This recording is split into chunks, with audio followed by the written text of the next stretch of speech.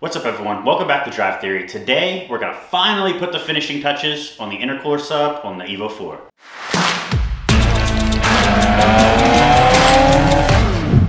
Alright, so if you've been following this channel, you probably are aware of the kerfuffle we've been experiencing with the lower intercooler piping in particular.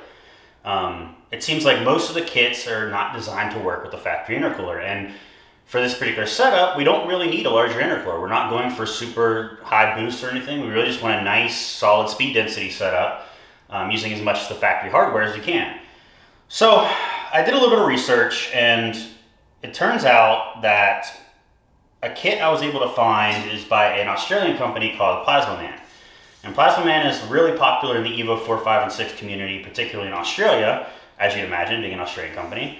And it's a really solid product. I'm actually really happy about it. One of the interesting things about this setup is that unlike most of the other kits, it's actually not a series of pipes cut and welded. It's actually one big mandrel bent pipe, which is extremely nice and high quality.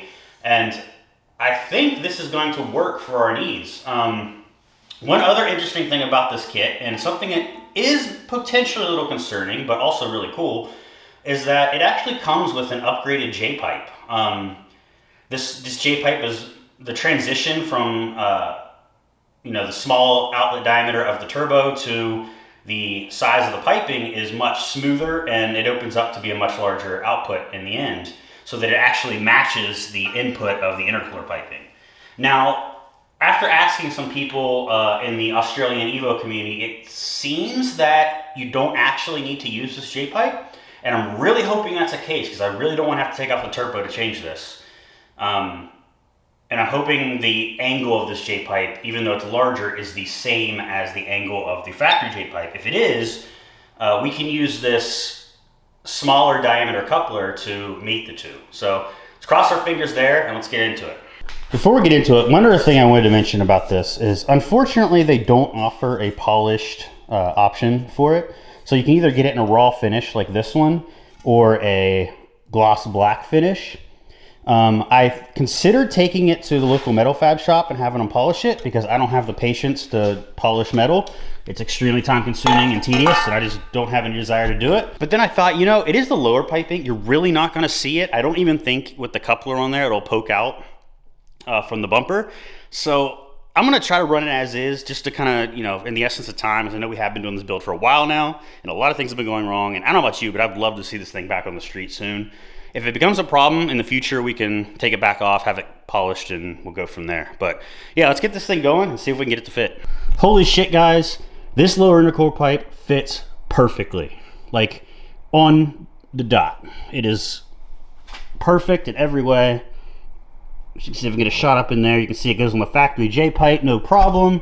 Everything lines up, fits super snug to the frame there, so it's not gonna hang down too much or scrape on shit. And what's super awesome about this Plasma Man setup is that now we also have a upgraded J-pipe for when we do upgrade the turbo later on, which is perfect. Now, there's one thing to notice here that isn't too awesome. See anything wrong with this situation right here? That's right, we got a blue coupler over here and a black coupler over here, and in fact, all of the couplers in our engine bay are also black.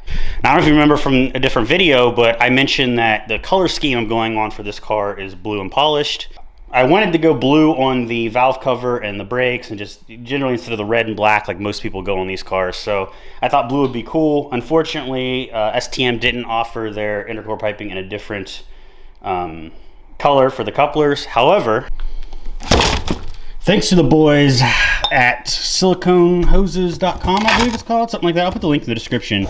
But we have, ignore these black ones here, that was for test fitting some stuff. We have some brand spanking new blue couplers. And they don't match the Plasma Man ones perfectly, but they're so freaking close, I don't think anyone's gonna notice. Unless they're like right up on it and really looking for it. So let's remove the upper intercooler piping and get these things swapped out. So I apologize for the poor lighting. It is very dark out right now. But while we're in here, we have this battery tray removed. there's a couple vacuum lines that we can A, get rid of, and B, we need to trim up to point downwards. If you notice, try to do this one-handed, but if you notice, there's this vacuum line coming out of the fuel system here, and this originally went to the carbon canister. It used to sit right here, and we don't have that anymore. This is actually where the battery tray goes now, so we had to delete it. And so we don't get fumes in the cabin, we're just gonna point this vacuum line downwards to kind of get the fumes to go down. It's not a big deal. It's a fairly common modification, not an issue. I believe there's another vacuum line in here as well that we also need to do the same with. And then this vacuum line here, I don't know if you can see it, I'm pointing to, actually can be removed entirely. And this vacuum line as well can also be removed. And I'll just clean things up. We're actually going to need to repurpose this vacuum line port anyway on the intake manifold up here to use for the map sensor on the ECU. So let's go ahead and get those things out of there, and then we'll get back to the intercore piping. Oh man, that looks so much better. The blue couplers all throughout here, all the way down here is 30-degree bend, matches with the other side here. If you'll notice though, there is one coupler still black, and that's because I forgot to order it. So I'll have to get that ordered up. That one's super easy to switch out though, so not a huge deal. Other than that, it looks awesome. All the vacuum lines are cleaned up. Oh, we gotta plug this bad boy in. Come on, there we go. I'll have to get a clamp for that. And yeah, the reason we haven't plugged in the battery or put in the battery tray yet is because I need to run a vacuum line from back here through this pole in the firewall for the ECU, and we are almost done. Do need to remove the valve cover and ship it off for powder coating, but other than that, the engine bay is looking good. We are so close to being finished. I just need to button up the last bits of the engine bay, figure out how to mount that battery tray properly. As I mentioned in the previous video, it doesn't quite line up with the holes. I think I can die grind out one of the holes to make it fit. I hope so. If not, I'll have to figure out something else there. But regardless, once that's done, the ECU is really the only thing left.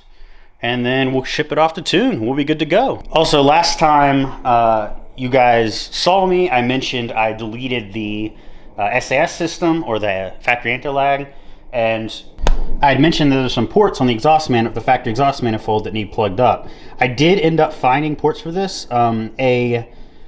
I'll leave the thread size in the description, but a lot of people online mentioned you could use gear oil drain plugs from Ford vehicles. I was not very successful with that. I think that might be UK only thing, because that's where all the people I saw mentioning that resided. But I ended up finding the right size. I will put that in the description. I don't remember what it is off the top of my head. I will actually leave the link to the Amazon place where I found both of these guys. They fit perfectly, nice little plugs there. And if you're going for an aftermarket exhaust manifold, you don't need to worry about it anyway, because as far as I know, none of them come with those ports to begin with.